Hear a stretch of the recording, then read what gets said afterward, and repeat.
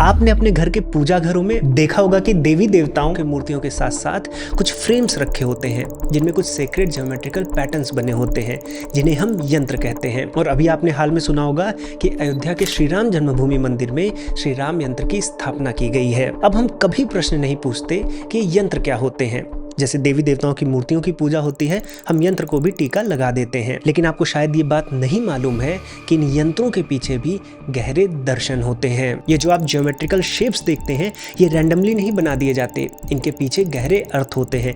इसीलिए अलग अलग देवी देवताओं के जो यंत्र होते हैं उनका शेप अलग अलग होता है। तो साथियों, आप सभी का हाइपर क्वेस्ट के इस बहुत ही विशेष एपिसोड में स्वागत है। आज हम यंत्र के विज्ञान को समझेंगे। ये जो पैटर्न्स हमें दिखते हैं, इनके पीछे की जो सेक्रेड ज्योमेट्री है या फिर जो मेटाफिजिक्स है, उसको समझेंगे। और हम ये भी जानने का प्रयास करेंगे कि क्या इस ज्ञान को जानकर हम अपने इष्ट देव का यंत्र स्वयं बना सकते हैं। तो साथियों, आप सभी हाइपर क्वेस्ट को सब्सक्राइब कर लें, बेल आइकन को दबाकर नोटिफिकेशंस भी ऑन कर लें, जिससे सनातन धर्म पर इंटरनेट की सबसे अच्छी वीडियोस आपको सबसे पहले मिले। तो साथियों, बिना किसी विलंब के आज की वीडियो को प्रारंभ करते हैं।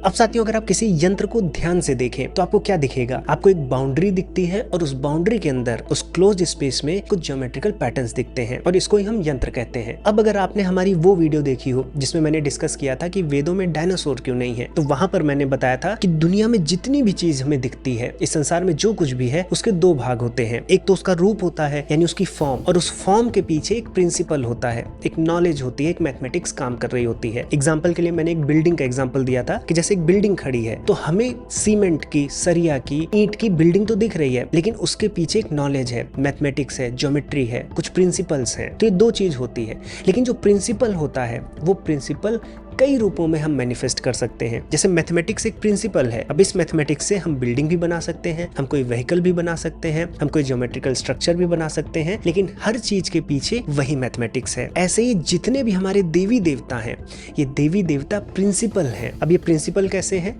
जैसे कि माँ सरस्वती हैं, तो ये नॉलेज प्रिंसिपल है। इस सृष्टि में ज्ञान कैसे काम करता है, ज्ञान की उत्पत्ति कैसे होती है, हम ज्यादा से ज्यादा ज्ञान कैसे प्राप्त कर सकते हैं, ये जो पूरा प्रिंसिपल है, इसी को हम माँ सरस्वती के रूप में पूजते हैं। जैसे माँ दुर्गा है, तो ये प्रोटेक्टिव प्रिंसिपल है। कैसे रक्षा होती है, कैसे सत्य और धर्म की रक्षा होती है, ये हमें माँ दुर्गा में दिखता है।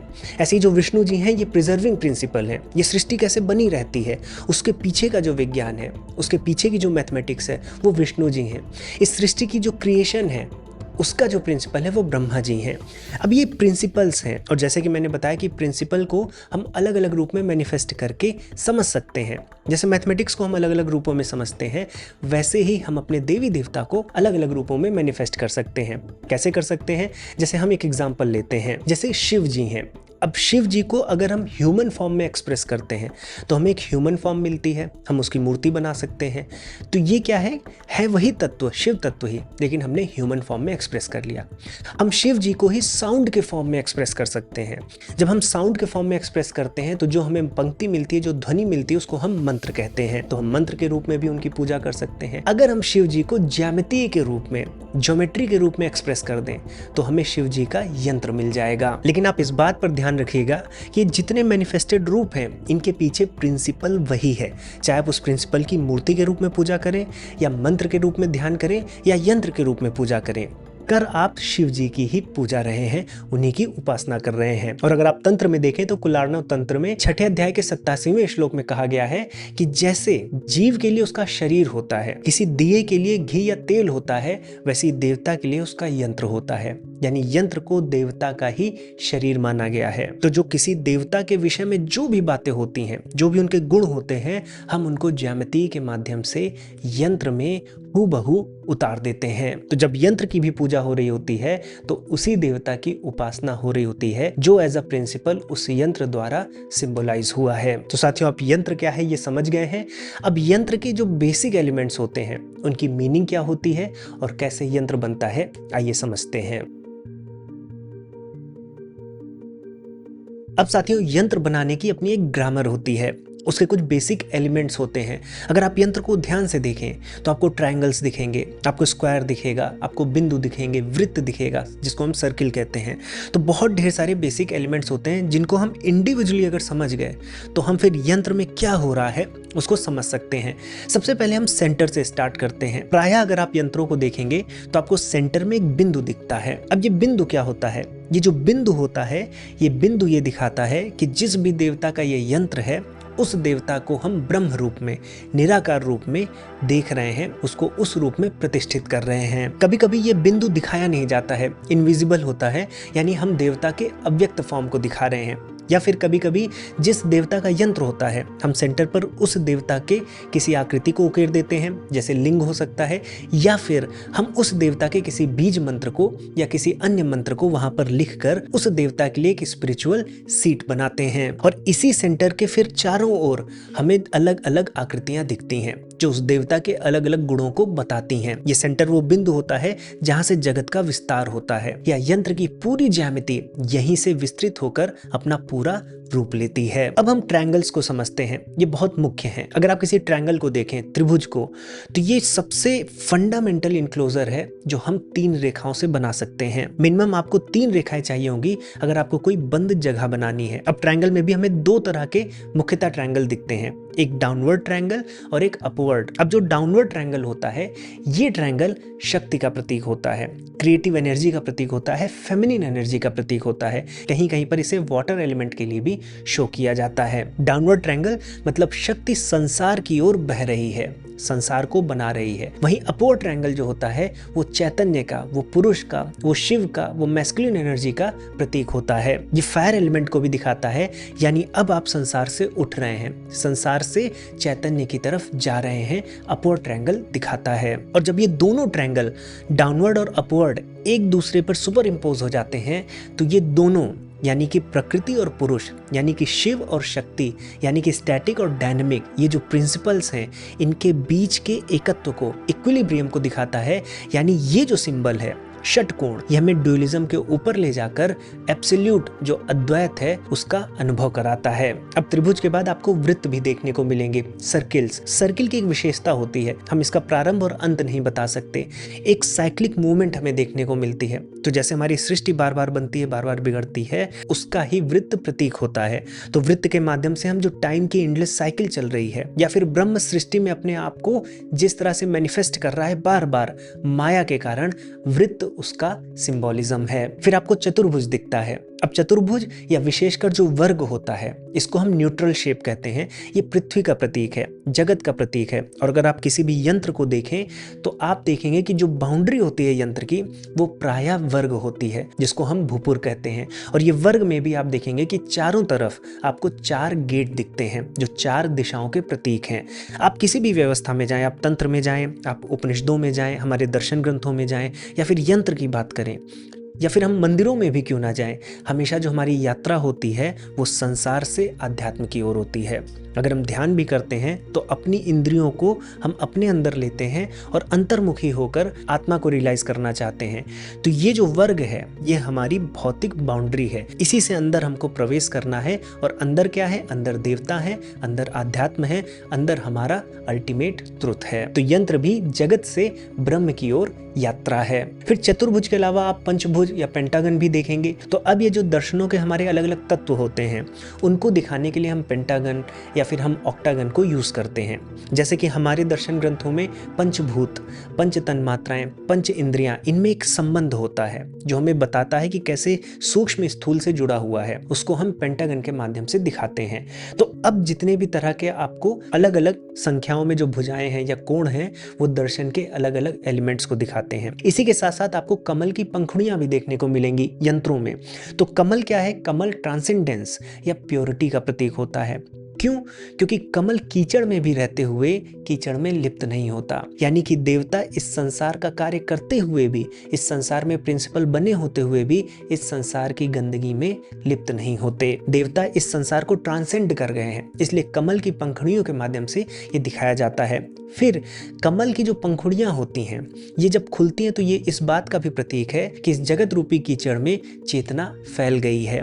चेतना को इस जगत में बंधना नहीं है। और यंत्रों में कमल की जो पंखुड़ियां होती हैं वो देवताओं के गुणों के अनुसार अलग अलग संख्याओं में होती हैं, और कई यंत्रों में तो इन पंखुड़ियों पर देवता के मंत्र भी लिखे जाते हैं, जिससे ये पंखुड़ियां देवता के उस विशिष्ट गुण को इवोक करें। अब मंत्रों के अलावा आपको बीज मंत्र, संस्कृत के अक्षर या गणित की संख्याएं भी दिखती हैं, क्योंकि हमारे दर्शन में माना गया है कि जो लिपियां हैं, जो संख्या हैं, ये सभी देवता के सीक्रेट सिंबल होते हैं। अब साथियों, यंत्र के जो बेसिक शेप्स हैं, हम उनके पीछे की मीनिंग को समझ गए हैं। अगर आपको इसकी डिटेल स्टडी करनी है तो मैं कुछ बुक्स को, पीडीएफ्स को अटैच कर दूंगा, आप और पढ़ सकते हैं, लेकिन बेसिक हम जान गए हैं। अब इन्हीं शेप्स के डिफरेंट कॉम्बिनेशंस को लेकर अलग अलग देवी देवताओं के यंत्र बनाए जाते हैं। तो अगर हम कुछ एग्जाम्पल समझ लेंगे तो हमारी अंडरस्टैंडिंग और अच्छी हो जाएगी। आइए कुछ एग्जाम्पल देखते हैं। तो आइए सबसे पहले हम काली यंत्र को समझते हैं। अगर आप काली यंत्र को देखें तो इसके सेंटर पर भी एक बिंदु होता है, यानी हम यहाँ पर काली माता के ब्रह्म स्वरूप की स्थापना कर रहे हैं, क्योंकि हम मानते हैं कि सभी देवी देवता उसी ब्रह्म की मैनिफेस्टेशन है। तो यहाँ काली माँ के ब्रह्म रूप को देखा जा रहा है। फिर उस बिंदु के चारों ओर आप देखेंगे कि डाउनवर्ड ट्रायंगल दिख रहा है, और मैंने बताया था कि जो डाउनवर्ड ट्रायंगल है वो फेमिनिन एनर्जी का सिंबल होता है, और जो शक्ति है, जो काली माँ है, इस संसार को बनाती हैं। लेकिन यहाँ पर डाउनवर्ड ट्रायंगल अगर आप देखें तो 5 हैं। 5 डाउनवर्ड ट्रायंगल 3-3 एंगल के साथ 15 बिंदु बनाते हैं, जो हमारी 5 ज्ञानेंद्रियां, 5 कर्मेंद्रियां और 5 प्राण इनको प्रेजेंट करते हैं। उसके बाद आपको दिखेगा कि वृत्त हैं। ये वृत्त वही माया है, क्योंकि माया के अंदर तो ब्रह्म का स्वरूप है, चीजें पोटेंशियल फॉर्म में है, लेकिन माया के बाहर संसार बनता है। और जैसे ही आप देखेंगे तो वृत्त के बाहर आपको कमल के पंखुड़ियां दिखेंगी, लोटस पेटल्स दिखेंगे, वो भी 8 की संख्या में। और दर्शनों में अगर हम जाएंगे तो पंचभूत, जिससे हमारा संसार बना हुआ है, और मन, बुद्धि, अहंकार, जीव में, तो ये 8 चीज मिलकर संसार को बनाते हैं। तो हमें वो माया के बाहर दिखती है।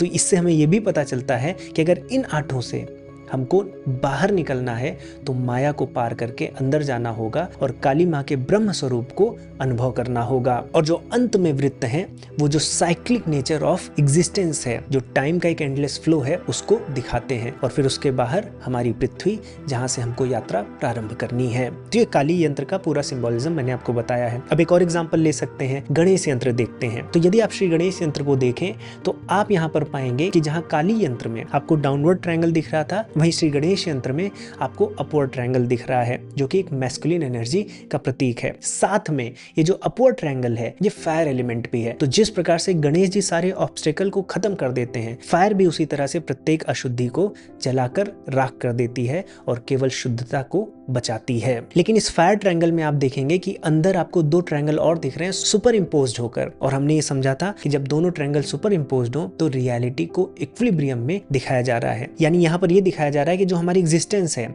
जो कि पुरुष प्रकृति का एक बैलेंस है, जो शिव शक्ति का एक बैलेंस है, उसमें जो गणेश हैं वो फायर एलिमेंट हैं, और उस सभी अशुद्धियों को, सभी ऑब्स्टेकल्स को समाप्त करके केवल शुद्धता को और सफलता को, समृद्धि को हम तक लाते हैं। और काली यंत्र की तरह यहाँ पर भी माया का एक आवरण है और उसके बाहर ही संसार है, जो कमल की पंखुड़ियों के द्वारा दिखाया गया है। कुछ अलग और तांत्रिक गणेश यंत्र होते हैं, वहां पर आप देखेंगे कि इन पंखुड़ियों पर उनके मंत्र भी लिखे होते हैं। तो यदि पंखुड़ियों से आप दर्शन के तत्व नहीं भी समझ पा रहे हैं तो उन पंखुड़ियों पर वो स्पेसिफिक मंत्र लिखा जाता है जिसको इवोक किया जा रहा है। यानी गणेश जी के बहुत ढेर सारे गुण होंगे, तो जिन गुण को इवोक करना है उस यंत्र के माध्यम से, तो वो मंत्र उन पंखुड़ियों पर लिख दिए जाते हैं। तो साथियों, मैं आशा करता हूं कि इस वीडियो के माध्यम से आपको एक बेसिक अंडरस्टैंडिंग हो गई होगी कि यंत्र क्या होते हैं। हमें मंत्र तो पता है, हमें तंत्र के विषय में ज्ञान है, यदि नहीं है तो आप हमारी वीडियोस देख सकते हैं।